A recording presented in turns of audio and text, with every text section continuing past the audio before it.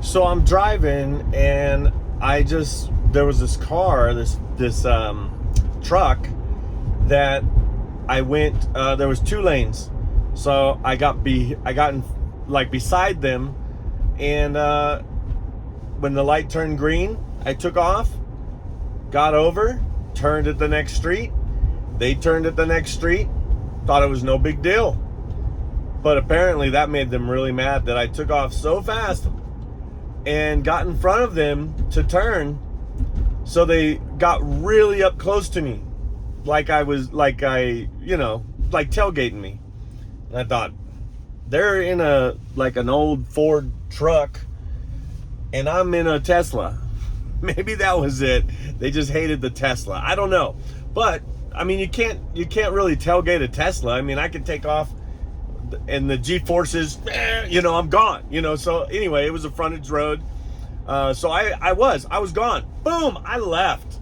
They were so far behind, I didn't even see them. I turned. I was going over to this house, and I turned this way, turned that way, turned this way, turned that way, and there's no way they could have followed me. However, I get over to the house and I stop, and guess who pulls up? The Ford truck. It wasn't their house, but they must live right next to it in the neighborhood, because there was no way that they would have been able to find me, because this was like 10 minutes later, and they were in my dust, you know what I mean? So apparently I just went to their neighborhood by where they lived, and they pulled up next to me, and they're like, "Didn't you see me? You cut me off. You need to learn how to drive." And they're just like, yelling, saying, and calling me all kinds of names. I mean, I truly feel bad because I messed up their day. Oh my gosh. Why do I tell you this? Yes, be conscientious. Be aware of your surroundings. Maybe I failed in that, but you know where I did fail? I failed because I messed up this person's day. I don't want to mess up anybody's day. And apparently I was the one that was across that had to cross the wrath of this person having a bad day, or I caused them to have a bad day. Oh my gosh, I felt so bad. They're like, "Didn't you even see me?" And the thing is, I didn't know if I don't know what they were talking about, because I'm like, but I remembered, that's that truck. And I'm like, yeah, sorry about that. And they didn't care. I said sorry, and when something like that happens later on, you're like, "Oh, I should have said this," or "Oh, I should have done this." But I mean, they were so angry that it was like fighting. Like they wanted to, I thought they were going to get out and want to fight me because I took off, and in their mind, I cut them off to turn. But this was like a block, at least a block. So there was no way that I really cut them off. I mean, I just think they got upset because I went on the left side of them, took off faster than them, and then pulled over in front of them and turned.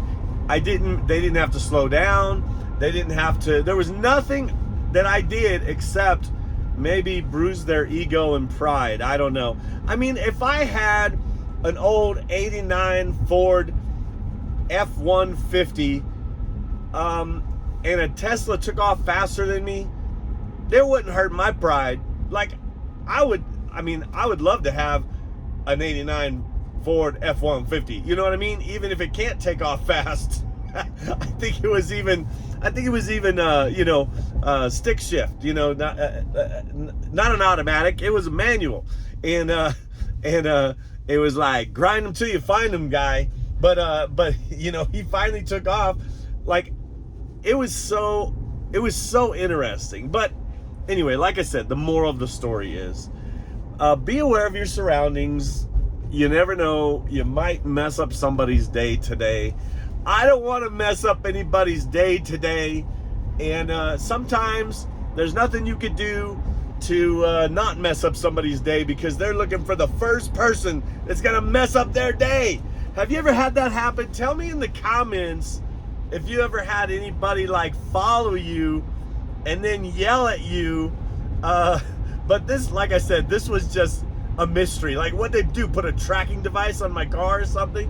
I don't know how they found me. It must have been that they lived in that neighborhood where I was going. I could not believe it, by the way, because I pulled up and I'm like, that's, oh my goodness, because they stopped right next to me. It wasn't like, it would have been funny if it was their house or, you know, whatever. And so you might say, Brian, why are you just driving around in somebody's neighborhood? How'd you just go to a house in somebody's neighborhood? Well, I was doing a delivery for Amazon, and if you haven't heard about this, it is pretty amazing. I just do it, usually I'm done by, you know, 8 o'clock. It only takes like an hour, and I make $100. So $100 an hour, you drop off a couple packages. I know I'm making it sound simpler than it really is. I mean, there's an app, you sign up for it, it's called Amazon Flex. But where you make the real big money is with Whole Foods delivery. So Amazon Flex and Whole Foods delivery. The other day I was going to the bank, and I said, hey, I'm gonna run some errands, I'm gonna go to the bank, I'll grab some lunch for everyone, and then I'll come back. So on my way to the bank, I just turned on, hey, I'm available for Whole Foods deliveries if there's any deliveries. So on my way to the bank, it like ding, bing, 5 deliveries, 23 packages, like, and this is like all in the same like neighborhood. That all you have to do is walk in, pick up the bags, you scan them, and then it tells you exactly where to go, the GPS, and you just drop them off. So I'm going to the bank, so that pings me. I'm like, yes, I'm available. Boom, I'll do this. I go to the bank, I deposit the check, then I go over to the Whole Foods, pick up the stuff, and it's not the actual in the Whole Foods. It's like a store like next to Whole Foods where you just scan to get in, you pick up your packages, and then you're out. Like literally, you don't have to shop, you don't have to pack anything. It's amazing. And I drop off a couple packages. I end up over by Costco, which was where I was gonna go get lunch anyway, right?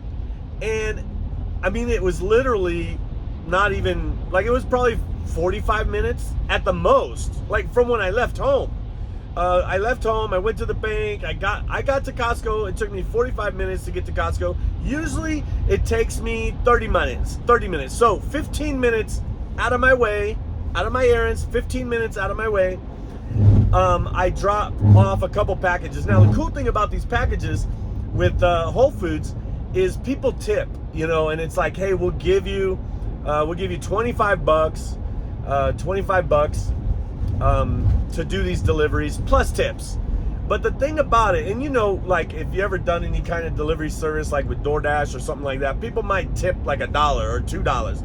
But this is it. And even if people tip 10%, fine, tip 10%, that's great.